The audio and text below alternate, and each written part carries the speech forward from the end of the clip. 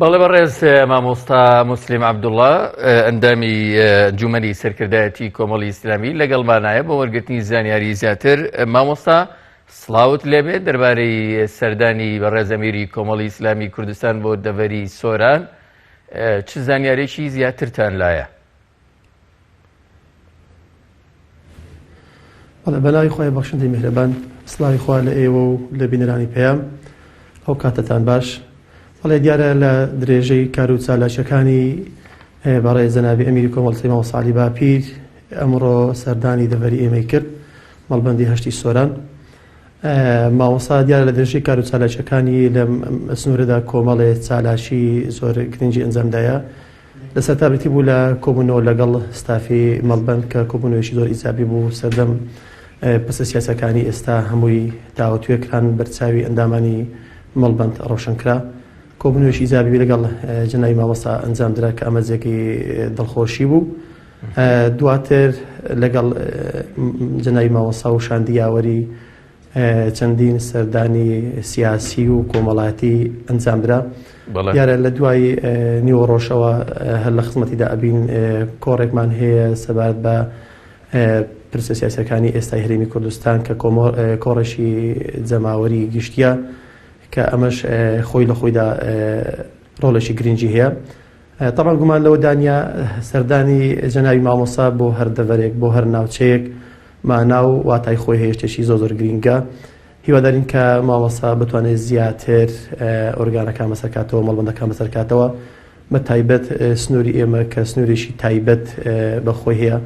خەڵکێکی زۆر چاوەڕێ بوو کە جەنابی مامۆستا دەڤەری سۆران بەسەرکاتەوە. پشتیوان بەخۆی گەورە بە هەوڵی هەمولایە کە ئەمڕۆ ڕێکت کە دەڤەری سۆران لە خزمەتی جەنابی مامۆستادا بێت و چەندین ساڵاتی تریشەیە کە لە دوای نیوەڕۆوە ئەنجام ئەدرێت. بە شێوەیەکی گشتی سەردانەکەی جەنابی مامۆستا زۆر ئیجابیە و زۆر لە کاتی خۆیدا بوو و شتێکی زۆر گرنگ بوو. هیوادارین کە مامۆستا زیاتر هەوڵەکانی خۆی سەرکاتەوە بۆ بەسەرکردنەوەی ناوچە جێگەکانی هەرێمی کوردستان. بەڵێ بەڕێز مامۆستا موسلیم، یعنی ئێستا خەڵکی کوردستان چاوەڕێی قسەی ڕاشکاوانە و ڕاستی لە سەرکردانەکانەکات، بە تایبەتی بەڕێز مامۆستا عەلی باپیر بەوە ناسراوە کە ڕاشکاوانە دەسەخاتە سەر ئەو بارودۆخایی کە لە هەرێمی کوردستاندا گوزەرێ. دەکرێت دیدارێکی جەماوەری بۆ مامۆستا هەبێ و تایە پێشنیار کراوە کە ڕاشکاوانە لەگەڵ خەڵک و دانیشتوانی دەڤەری سۆران بدوێ و کەم و کورتەکان باس بکاوەکو خۆی؟ بێگومان بەڵێ دیارە مامۆستا خۆی وا ناسراوە لە ناو جەماوەری هەرێمی کوردستاندا کە قسەکانی ڕاشکاون، قسەکانی ڕاستن، ڕوونەڕەوانن. هەر ئەوش بۆتە جێگەی سەرنجی خەڵک کە زیاتر خولەی ئەوە کات گوێ لە جەنابی مامۆستا بگرێت.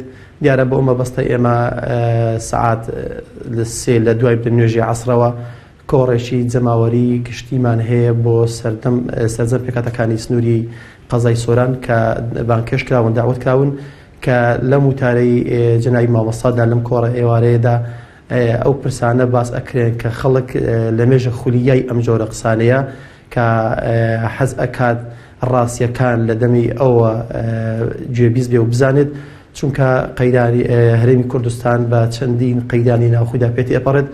خەڵک بەحقەت لەو جۆرە قسانەی کە لە ڕابردوو کراون لە سەردەمی بەرپرسان لی بێتوانە بوون، بێتاقەت بوون.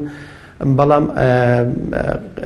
وتەکانی جەنابی مامۆستا لەو جۆرە وتانن کە بتوانین بڵێن پێچەوانەی وتەی بەرپرسانی ترن، بۆیە خەڵک زیاتر تامەزرۆی دیداری مامۆستا ئەکات و لە کۆڕەکە بەشدار ئەکاتن. بەڵێ مامۆستایەکێک لە بەسەرکردنەوەکانی ئەمیری کۆمەڵ چوونیەتی بۆ بارگای حیزبە ئیسلامیەکان، بە تایبەتی یەکگرتووی ئیسلامی و زوتنەوەی ئیسلامی، تا چەند ئەم کارەمایی دڵخۆشی ئەندامانی هەرسێ لایەنە ئیسلامیەکەیە بەگشتی؟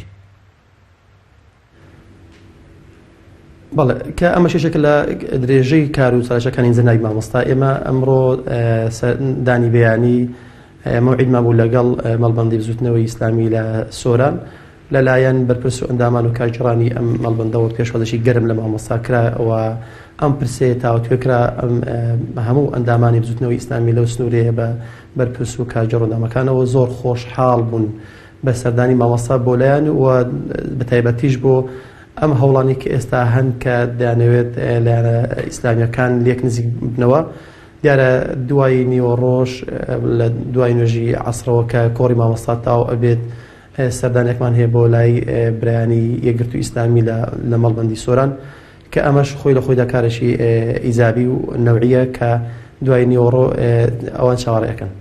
بێژگە لە شاری سۆران وەکو خۆی سنتەری قەزاکە مامۆستا بەنیازە سەردانی چ شارۆچکەیەکی دیکە بکە لەو دەڤەرە؟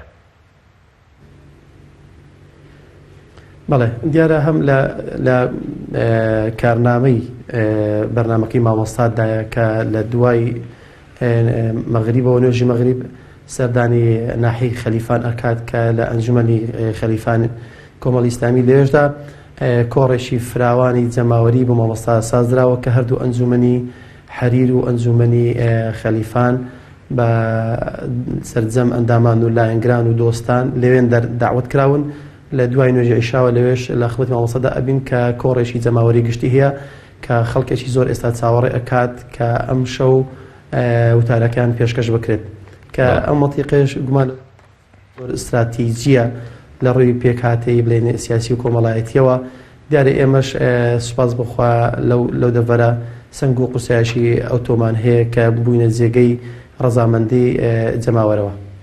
بەڵێ بەڕێز مامۆستا موسلیم عەبدوڵڵا ئەندامی سەرکردایەتی و بەرپرسی مەڵبەندی سۆرانی کۆمەڵی ئیسلامی کوردستان زۆر سوپاس.